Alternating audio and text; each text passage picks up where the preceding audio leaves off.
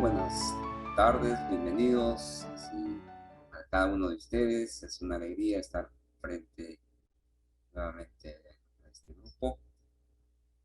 Es la sesión número 9 y trata pues de las propiedades del texto, que son la coherencia, la cohesión y también la adecuación. En primer lugar, vamos a pedirles que todos ustedes lean este texto, ¿verdad? Por ejemplo, dice: dos girasoles azules y un perro que Felipe, el hermano de Cecilia, supo antes de ayer. Un micro del Transantiago pasó de largo por su casa. ¿Qué problema tiene este texto? Este texto tiene un problema precisamente de coherencia. Es decir, no se entiende, no tiene sentido. Entonces, precisamente un texto, para que se conforme, para hacer un texto, tiene que tener sentido. No es solamente un conjunto de palabras, un conjunto de oraciones, sino tiene que tener sentido. ¿Y cómo saber que un conjunto de oraciones es un texto? Cuando está muy bien articulado y cuando está muy bien compactado, unas oraciones tras otras. Y eso significa coherencia. Y también cohesión, que ahora lo vamos a distinguir. Por ejemplo, la coherencia y la cohesión son los elementos que tejen esas relaciones entre unidades de lenguaje, es decir, entre palabras, entre oraciones, entre párrafos. La coherencia se refiere al significado global de un texto, es decir, ¿por qué se dice significado global? Porque pertenece a un solo tema. Eso es muy importante. Tú empiezas con un tema, desarrollas el tema y terminas con el tema que tú has colocado como objetivo. Entonces, eso se llama coherencia global. Aquí vamos a explicar un poco mejor la coherencia global. Dice: para encontrarle sentido a un texto es fundamental que éste tenga un tema central, es decir, una idea principal. Cada párrafo, no se olviden que tiene una idea principal. Para que un texto sea coherente debe tener un tema central y todas las ideas principales, ya esos con varios párrafos y secundarias, deben estar relacionadas con ese tema. A esto se llama coherencia global.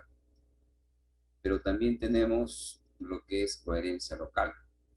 Está dada por la relación que existe entre cada una de las ideas que compone un texto, es decir, ya aquí nos fijamos más en las oraciones, en las frases, en las palabras.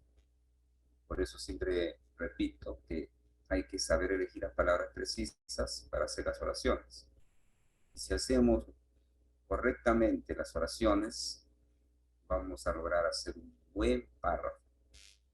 Porque el párrafo consiste en tener una idea principal y complementar con ideas secundarias. Entonces, eso es coherencia local.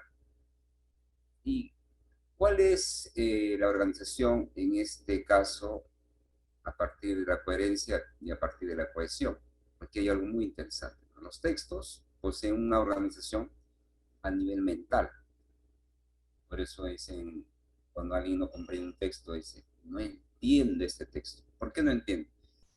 Porque a nivel mental no logra captar el tema central, no logra captar el sentido, no logra captar lo que quiere decir el autor. Por eso radica en la comprensión. Siempre hablamos de comprensión, de lectura. En eso radica un buen texto en el cual el lector debe comprender un texto. A nivel lingüístico tiene que ver ahora con la cohesión, ya no es a nivel mental, sino a nivel lingüístico. Y para que se me entienda a nivel mental, yo tengo que elegir las palabras precisas, las oraciones precisas y los párrafos precisos. ¿Está bien? Esto tiene tres dimensiones, como es la parte lexical, las palabras, gramatical, sujeto, predicado. Siempre voy a escribir con sujeto y predicado, no complicarme mucho, hacerlo lo más simple. Y los conectores. Los conectores son básicos para empezar y para terminar. Vamos a ir rápidamente a la cohesión textual. El concepto consiste en los recursos que los emisores utilizan para encadenar las distintas partes del texto frases, oraciones, párrafos. Esto es, articula siempre. Siempre está dando a entender una palabra está en coordinación con otra. Entonces, esto se llama cohesión. Y una oración está articulada con otra oración. También eso se llama cohesión. Y cuando se termina el párrafo, el siguiente párrafo también debe tener una articulación. Eso también se llama cohesión. Entonces existe tres niveles, ¿verdad? Lexical, gramatical y a nivel de conectores. Los tipos de cohesión. En la cohesión lexical hay que emplear siempre sinónimos, hiperónimos, sinónimo, que es una figura literaria que es parte por el todo. Quiero nombrar a un jugador profesional, por ejemplo, Pablo Guerrero. Estoy haciendo un artículo de Pablo Guerrero. No voy a repetir siempre Pablo Guerrero hizo esto, Pablo Guerrero viajó, Pablo Guerrero metió 3 goles, etcétera. Simplemente coloco Pablo Guerrero, es uno de los mejores futbolistas de Perú, punto. Este deportista tiene muchos fanáticos en Brasil, Perú, punto. ¿Cómo le conocen a Pablo Guerrero? Lo conocen como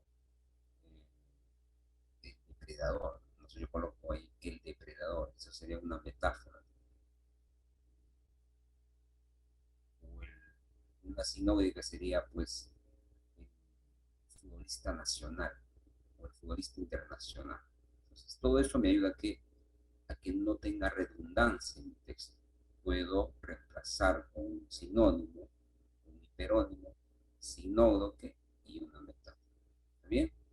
Ahora la cohesión gramatical tiene que ver con los pronombres. Puedo utilizar género y número. Debe ser muy bien coordinado eso, género y número. Yo no puedo decir la hombre, es el hombre. Yo no puedo decir el mujer, es la mujer. Entonces eso se llama los morfemas, el género y número. Yo no puedo decir el hombre. Eso tiene que ver con la persona gramatical. O simplemente tiene que ver con el número, ¿verdad? Si es singular o plural. Los pronombres. Hay diferentes pronombres, ¿verdad? Como es demostrativos, como ustedes ven aquí, este, esta, aquel, personales, yo, tú, él, nosotros, ustedes.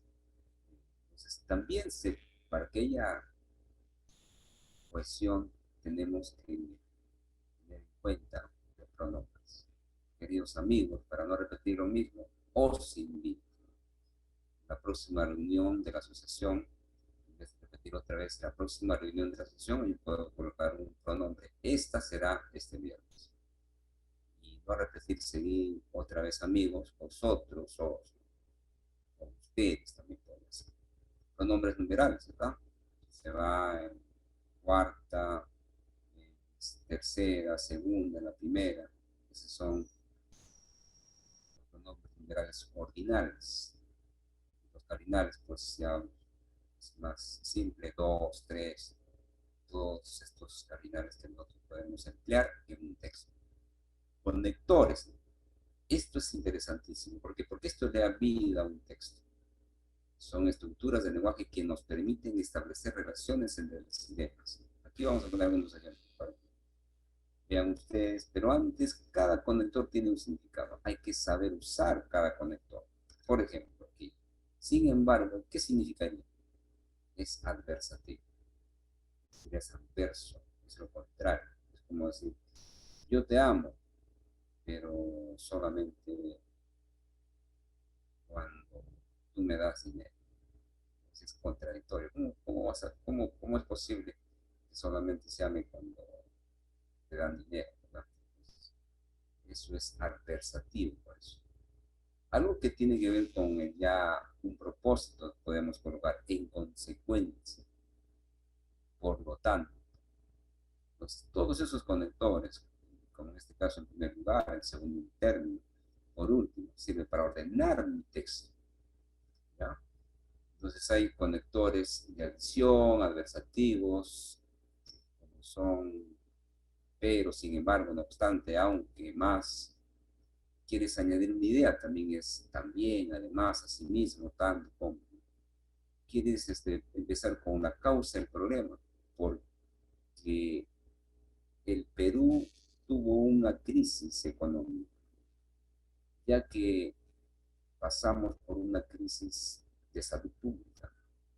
Esa es que podemos decir, la causa, puesto que el presidente tuvo un problema judicial, fue la causa de su destitución. De consecuencia, por lo tanto, el presidente fue destituido. En consecuencia, las personas murieron a causa de este virus. Por consiguiente, ellos fallecieron luego por eso. Entonces todo esto, seguimos con una lista de conectores como son de condicionalidad, objeción, finalidad, comparación, continuación, ejemplificación. Esto de ejemplificación es interesante, porque cuando tú vas a argumentar en el desarrollo de tu párrafo, siempre vas a tener que utilizar eso. Por ejemplo, es decir, estás hablando de economía, ¿no? Por ejemplo, en nuestro querido país estuvo en crisis de tal año hasta acá. Es decir, una recesión o una inflación muy grande, etcétera, etcétera. Entonces, todo esto me ayuda a tener coherencia y cohesión.